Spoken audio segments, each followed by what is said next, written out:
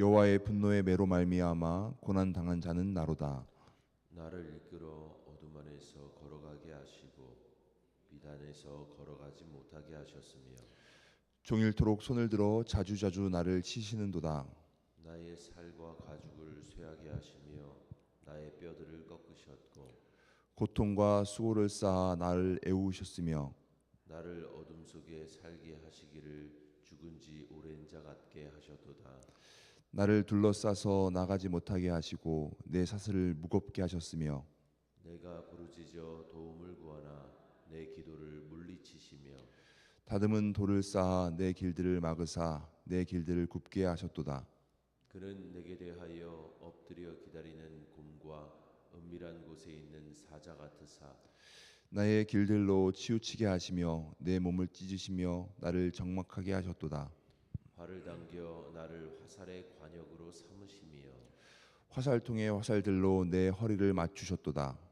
나는 내 모든 백성에게 조롱거리 곧 종일토록 그들의 노랫거리가 되었도다. 나를 쓴 것들로 배불리시고 쑥으로 취하게 하셨으며 조약돌로 내 이들을 꺾으시고 재로 나를 덮으셨도다. 주께서 내 심령이 평강에서 멀리 떠나게 하시니 내가 복을 내버렸으며 스스로 또 이르기를 이르기를 나의 힘과 여호와께 대한 내 소망이 끊어졌다 하였도다. 아멘. 하나님의 크신 은혜와 평강이 성도님들 심령과 삶 가운데 충만하시기를 주님의 이름으로 축원을 드립니다. 선천적 무통각증, 영어 줄임말로 CIP라고 하는 질병 질환이 있습니다. 약 2만 5천 명당 한 명꼴로 발생하는 희귀한 증후군 질환입니다. 몸에 자극이 주어졌을 때 통증을 전혀 느끼지 못하는 질환입니다. 고통을 느끼지 못하니까 좋은 증상 아니냐라고 할지 모르지만 이 질환을 가진 자녀를 둔 부모는 이 질환이 정말 끔찍하다. 끔찍한 고통이고 목숨까지 위태로운 중증 질환이다라고 할 정도입니다. 이 질환을 가진 아이는 보통 고통을 느끼는 아이보다 더 자주 외과와 응급실에 가게 된다는 겁니다. 고통을 느끼지 못하다 보니까 외상과 골절상을 더 자주 당하게 돼서 고통을 느끼는 아이들보다 오히려 더 위험하다는 거죠. 예를 들어서 화상, 뜨거운 물을 만지면 고통을 느껴야 되는데 뜨거운 것을 느끼지 못하니까, 고통을 느끼지 못하니까 더 심한 화상을 입게 된다라는 겁니다. 고통을 느끼지 못하는 것이 고통을 느끼는 것보다 더 고통스럽게 다가온다라는 겁니다. 즉 우리가 고통을 느끼는 감각이 있기에, 고통을 느낄 수 있기에 오히려 더 큰 위험에 빠지지 않게 된다라고 하는 것을 깨닫게 됩니다. 오늘 예레미야가 3장 1절부터 18절 말씀을 통해서 보면 고난 가운데 있는, 고통 가운데 있는 예레미야의 탄식을 듣게 되죠. 예루살렘 멸망 후에 예레미야 선지자가 겪은 깊은 고통과 절망을 생생하게 느끼게 됩니다. 자신의 고난을 매우 극적으로 표현하면서 여호와의 분노의 매로 말미암아 고난 당한 자라고 스스로를 소개합니다. 하나님께서 자신을 어둠 속으로 이끄시고 빛으로 이끄시는 것이 아니라 어둠 속으로 이끄시고 빛 가운데 걸을 수 없게 하셨다라고 고백합니다. 그리고 종일토록 자주 자신을 치신다라고 말씀하면서 4절부터는 어떻게 하나님께서 자신을 치시는지, 자신이 어떠한 고난 고통을 당하는지 묘사하는 말씀이 오늘 18절 말씀까지 계속 이어집니다. 4절 말씀에 보니까 자신의 살과 가죽을 쇠하게 하시고 자신의 뼈를 꺾으시고, 또 쭉 이어지는 말씀 15절 보니까 쓴 것으로 배부르게 하시고, 또 17절 말씀에 보니까 평강이 멀어지게 하셨다라고 말씀합니다. 4절부터 오늘 18절까지 계속되는 이 예레미야의 고통에 대한 고백은 한 부분에 대한 고통이 아니라 자신의 전 존재에 대한 고통과 고뇌, 그리고 육체적인 고통뿐만 아니라 영적, 정서적인 고뇌, 고통을 구구절절하게 말씀하고 있습니다. 단지 개인적인 고통뿐만 아니라 동시에 그 민족, 유다 백성이 겪게 되는 고통을 대변하고 있죠. 자신이 겪는 고난을 통해서 이스라엘 백성 전체의 아픔을 표현하고 있습니다. 그런데 예레미야는 이 모든 고난, 고통이 하나님으로부터 왔음을 고백합니다. 인정합니다. 1절에서 고통에 대한 시작이 하나님의 분노로 말미암았다라고 말씀하고, 이후에 모든 고난과 고통이 하나님께로부터 주어진 것, 하나님께서 주신 것임을 고백합니다.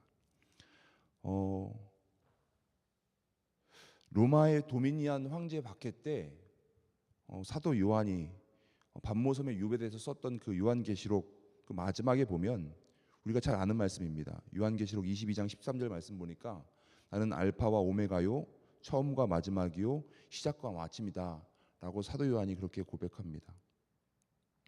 그런데 이 말씀이 알파와 오메가, 처음과 마지막, 시작과 마침이라고 하는 이 고백이 우주의 시작과 끝을 의미한다라고 우리가 보통 생각합니다. 우리의 삶의 시작과 끝이 하나님의 손에 달려 있다라고 그렇게 고백합니다.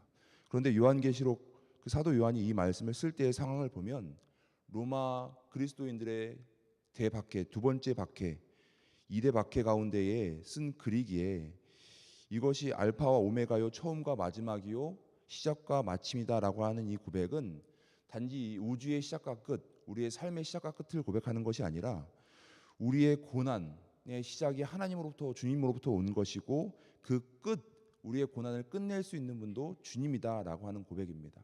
알파, 우리의 고난의 시작이 주님으로부터 왔고, 오메가, 그 고난의 끝도, 그 고난을 끝낼 수 있는 분도 바로 주님이다라고 하는 그런 고백입니다.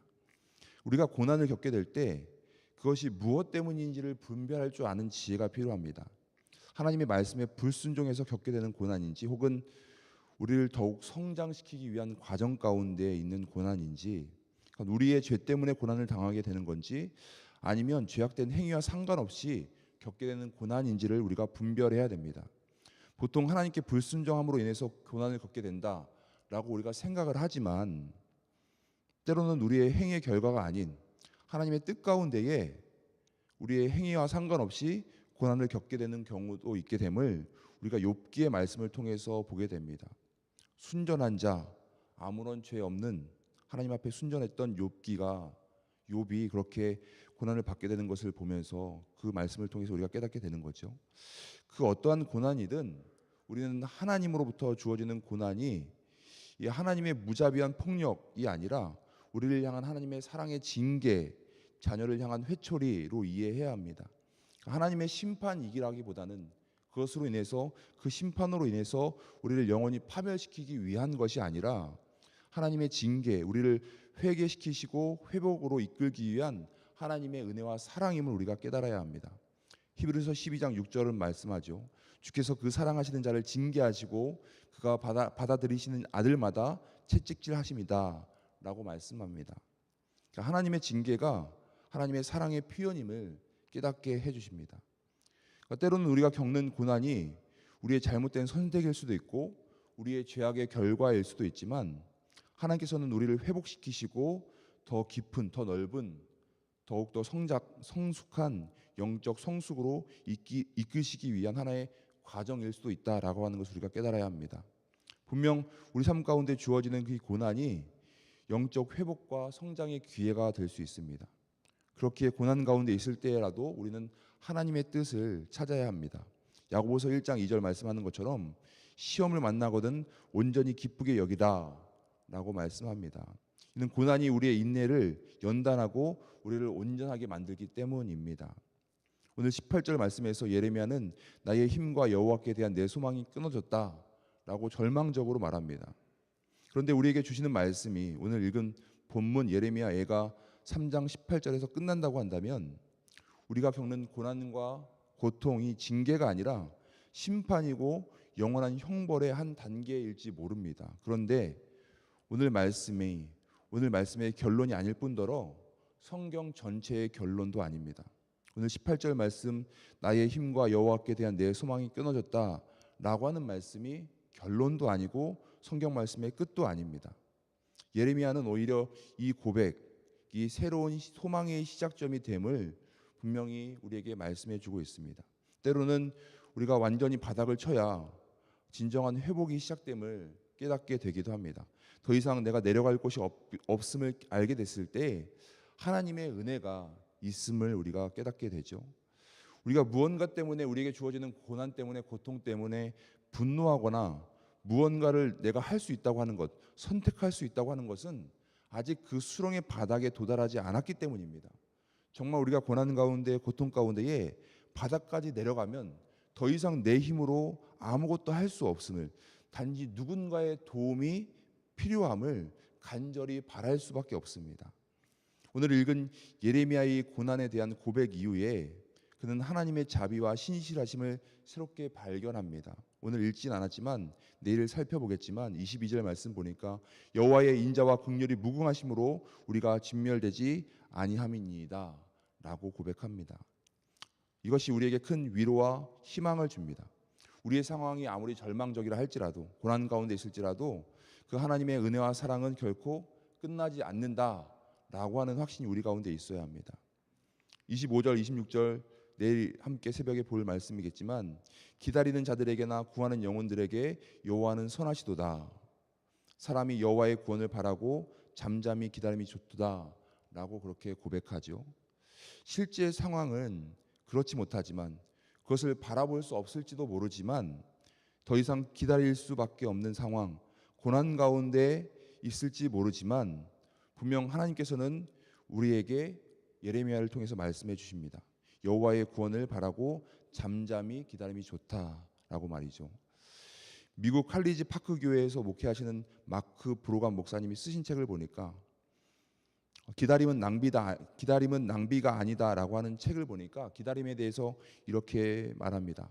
하나님을 기다릴 때 가장 필요한 것 중 하나, 기다림 속에서 복을 받는 가장 깊은 비밀 중 하나는 기다림이 헛되지 않다는 조용한 확신, 하나님이 듣고 도우실 것이라고 믿는 용기다라고 이야기합니다. 어둠이 깊을수록 빛은 더욱 빛나듯이 앞이 더 이상 아무것도 보이지 않는 그 캄캄한 어두운 고난의 시기에 하나님께 대한 소망이 더욱더 빛나게 됩니다. 그렇게 그 소망을 우리가 붙들고 잃지 않는 것이 중요합니다. 로마서 5장 3절 4절에서 말씀하는 것처럼 우리가 환난 중에도 즐거워하나니 이는 환난은 인내를, 인내는 연단을, 연단은 소망을 이루는 줄 알미로다 라고 말씀하는 것처럼 말이죠. 고난 속에서도 우리는 하나님의 약속을 붙들고 소망 가운데에 인내해야 합니다. 뿐만 아니라 우리에게 주어지는 이 고난은 우리 자신을 돌아보고 하나님과의 관계를 점검할 수 있는 기회가 되기도 합니다. 우리 삶에서 회개하고 바로 잡아야 할 부분은 없는지 우리가 되돌아봐야 합니다. 시편 139편 23절 24절에 말씀하는 것처럼 하나님이여 나를 살피사 내 마음을 아시며 나를 시험하사 내 뜻을 아옵소서. 내게 무슨 악한 행위가 있나 보시고 나를 영원한 길로 인도하소서라고 하는 이 말씀을 우리의 기도로 삼아야 합니다. 우리 모두는 삶에서 크고 작은 고난과 고통을 겪습니다. 그러나 예레미야의 고백을 통해서 우리에게 주어지는 이 고난이 분명 하나님께서 허락하셨기에 가능한 것이고 하나님께서 주신 것임을 깨닫게 됩니다. 동시에 그렇게 그 고난 속에서도 하나님의 사랑과 은혜, 선하신 목적이 분명히 있음을 우리가 믿어야 합니다. 이 고난은 우리를 더 큰, 더 깊은, 더 넓은 믿음, 회복과 성숙으로 이끄는 하나님의 도구가 될 수 있습니다. 그렇게 우리가 겪는 모든 일들, 심지어 고난까지도 하나님의 선하신 계획 안에 있음을 우리가 확신해야 될 줄 믿습니다. 우리가 어떠한 상황, 견딜 수 없는 고난에 있을지라도 하나님을 신뢰하면서 그분의 인도하심을 따라 살아가는 삶이 될 수 있기를 소망합니다. 고난 속에서도 하나님의 은혜와 사랑을 발견하고 소망 가운데 살아가는 오늘 하루의 삶이 될 수 있기를 주님의 이름으로 축원을 드립니다. 기도하겠습니다. 하나님 아버지, 오늘도 생명의 말씀을 우리에게 주시고 기도하며 하루를 시작하게 하시니 감사드립니다. 우리 삶 가운데의 고난과 고통이 하나님으로부터 왔음을 믿음으로 고백합니다. 고난 당할 때에 더욱 하나님을 신뢰하며 하나님께 우리의 마음을 내어놓고 기도하게 하시고, 때로는 우리가 견디기 어려운 고난일지라도 하나님의 도우심을 기다림으로 고난 가운데 하나님께서 원하시는 뜻이 온전히 우리에게 이루어질 수 있도록 은혜로 역사하여 주시옵소서. 고난을 통하여 우리의 신앙이 회복되게 하시고, 고난을 통하여 우리의 신앙이 더욱더 깊어지고 넓어지며 성장하고 온전하여지도록 은혜로 함께하여 주시옵소서. 오늘 하루도 우리의 삶을 이끄실 힘을 기대하오며 우리를 사랑하시는 우리 주 예수 그리스도의 이름으로 기도드립니다. 아멘.